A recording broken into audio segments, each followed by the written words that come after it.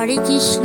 দুর্গা পুজোতে আমি আমার গোপাল সোনার জন্য কিছু শপিং করেছি, সেটাই তোমাদের সাথে শেয়ার করব।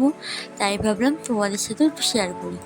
তো চলো দেখো, গোপাল সোনার দুটো সেন কিনেছি, আর কিছু ফল কিনে এনেছি, লাড্ডু কিনে এনেছি। আর এদিকে দেখো, গোপাল সোনার স্নান করানোর জন্য জলটাও রেডি করে নিচ্ছি। তাই ভাবলাম তোমাদের সাথে একটু শেয়ার করি। আর আজকে গোপাল সোনার কী কী শপিং করেছি, জামা কিনেছি, সেটাও তোমরা কিন্তু লাস্টে দেখতে পারবে। সবাই ধৈর্য সহকারে ভিডিওটা দেখবে, আশা করি ভালো লাগবে।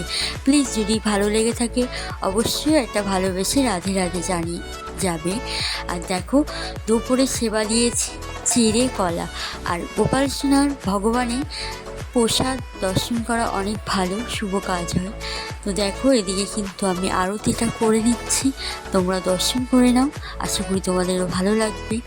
দেখো, আমি কিন্তু এবার আমার গোপাল সোনার প্রদীপের আলোটা দিচ্ছি।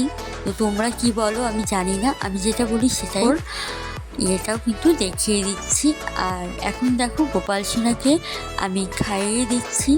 আমি 3বার গোপাল সোনাকে খাওয়াই, আর তোমরা কবার খাওয়াও সেটা অবশ্যই জানাবে। আর আমি আমার গোপাল সোনাকে সেবা দিই 3বার। গোপাল সোনাকে এত সুন্দর কমেন্ট করার জন্য অনেক অনেক ভালোবাসা তোমাদের কাছে রইল। আশা করি তোমরা অনেক ভালো থেকো, সুস্থ থেকো। দেখো, আমি কিন্তু এরপরে আমার গোপাল সোনার জামাগুলো দেখাবো। আর জামাগুলো কেমন হয়েছে অবশ্যই কিন্তু কমেন্ট করে জানাবে।